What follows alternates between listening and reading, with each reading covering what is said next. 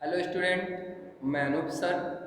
आज हम लोग क्लास 10th लोकतंत्र विविधता यानी कि डेमोक्रेसी एंड डाइवर्सिटीज़ के अंतिम लेक्चर्स को देखेंगे, जिसमें हम लोग आ चुके हैं थ्री आयाम यानी थ्री डायमेंशन। ये डायमेंशन किस चीज़ के हैं कि जो पॉलिटिकल पार्टीज हैं उन पॉलिटिकल पार्टीज द्वारा सोशल डिवीज़न को कैसे तैयार किया जाता है। इसके पहले चैप्टर में आपने देखा था कि सामाजिक जो सोशल डिवीज़न है, पॉलिटिकल ऑफ सोशल डिवीज़न, यानी कि जो सोशल डिवीज़न है उसे पॉलिटिकल पार्टी कैसे सोशल जो डाइवर्सिटीज है उसे पॉलिटिकल पार्टी कैसे सोशल डिवीज़न में चेंज करती है। तो उसके तीन आयाम हैं कि पॉलिटिकल पार्टीज कैसे किसी भी सोशल डिवीज़न को या जो कम्युनिटीज़ डाइवर्सिटीज होती हैं उनको कैसे सोशल डिवीज़न में बदलते हैं।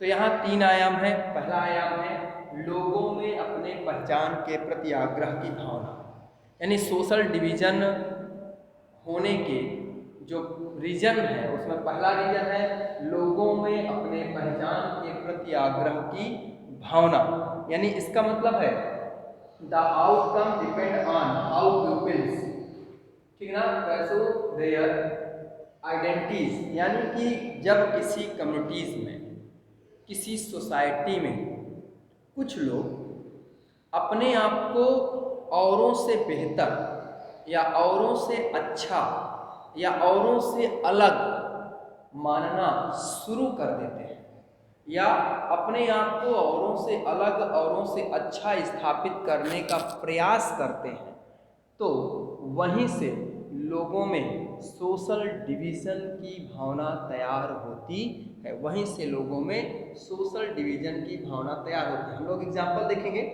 जैसे उत्तरी आयरलैंड का हमने एग्जाम्पल दिया था। सभी क्रिश्चियंस हैं, उनमें कुछ प्रोटेस्टेंट हैं और कुछ रोमन कैथोलिक हैं। तो वहाँ पर जो प्रोटेस्टेंट हैं वो अपने आप को प्रोटेस्टेंट के रूप में स्थापित करना चाहते हैं, जो रोमन कैथोलिक हैं वो अपने आप को रोमन कैथोलिक मानते हैं। इसलिए उन दोनों सोसाइटियों के बीच मतभेद था, लगातार मारकाट युद्ध की स्थितियां बनी और अंत में जब दोनों सोसाइटियां के लोगों ने समझौता कर लिया तो वहां से स्थिति सामान्य हो गई। दूसरा एग्जाम्पल देखते हैं। हम लोग शुरू से ही बेल्जियम को पढ़कर आए हैं, जिसने आपको एग्जाम्पल दिया गया था कि बेल्जियम है जो अब कहीं भी उदाहरण के रूप में उसे हम एग्जाम्पल के रूप में प्रस्तुत करते हैं।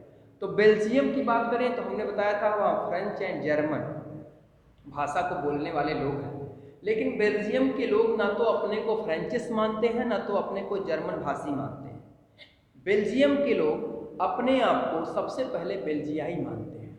कहाँ के हैं?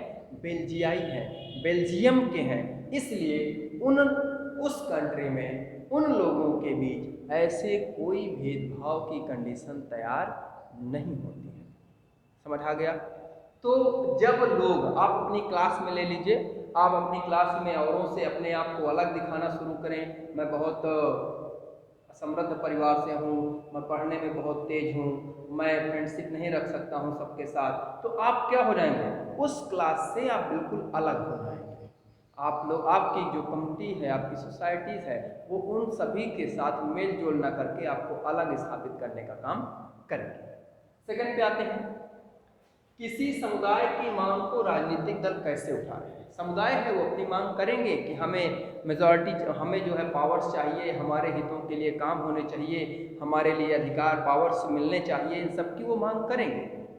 लेकिन वहाँ की जो पॉलिटिकल पार्टीज हैं वह उनकी मांग को, यानी it depend on how political leaders rise the demand of any communities, यानी किसी भी कम्युनिटी की डिमांड को पॉलिटिकल पार्टी कैसे एक्सेप्ट करती है।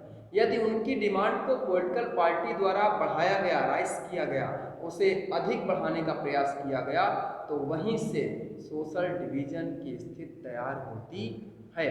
यानी वहाँ की जो पॉलिटिकल पार्टीज हैं उन्हें यह ध्यान रखना होगा कि वह ऐसे कदम या ऐसी मांगों को न उठाएं जिससे सोशल डिवीजन स्थापित हो। जैसे लोकतंत्र में श्रीलंका में डेमोक्रेसी आई थी, लोकतंत्र आया था, लेकिन वहाँ की पार्टीज ने क्या किया कि जो अल्पसंख्यक हैं उनको ध्यान में ना देकर क्या किया गया, सिर्फ सिंहलियों के हितों के कानून बनाए गए, सिंहलियों के हितों की बात की गई और परिणाम क्या निकला, परिणाम ये निकला कि श्रीलंका में सोशल डिवीजन हुआ और वहाँ गृह युद्ध की, सिविल वार की स्थिति आ गई।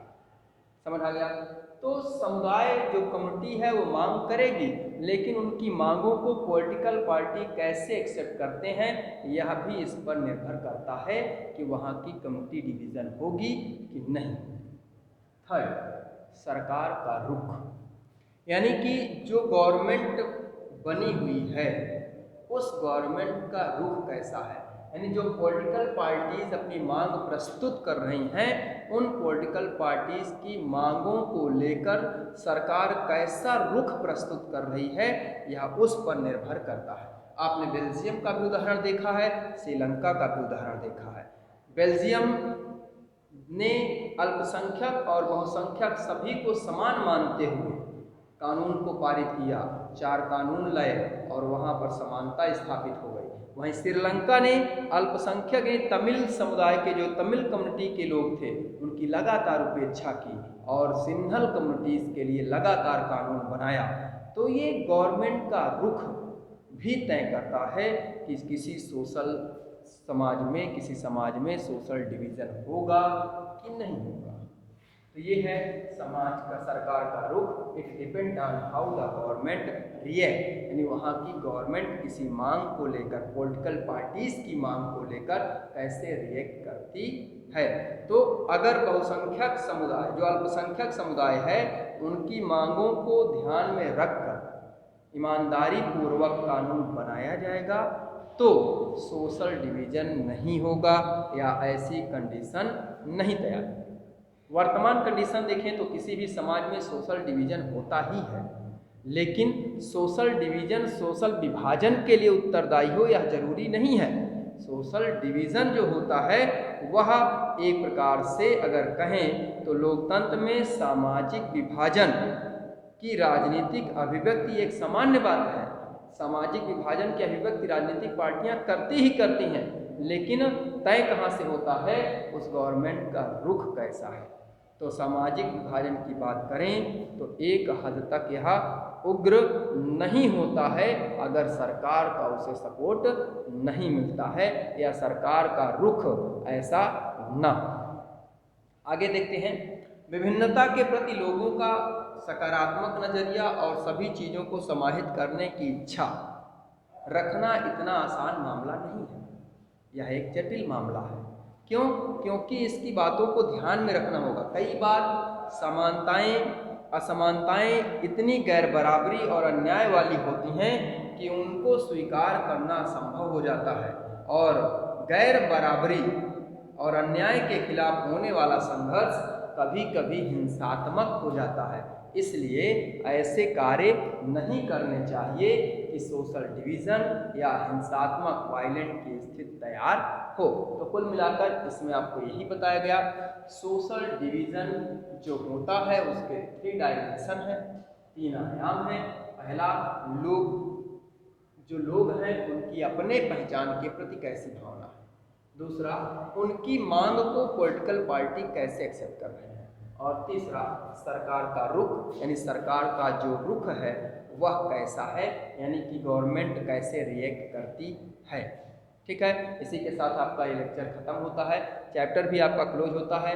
इसकी एक्सरसाइज नेक्स्ट लेक्चर पर आपको दे दी जाएगी। आपको वीडियो पसंद आई हो लाइक एंड सब्सक्राइब जरूर करें।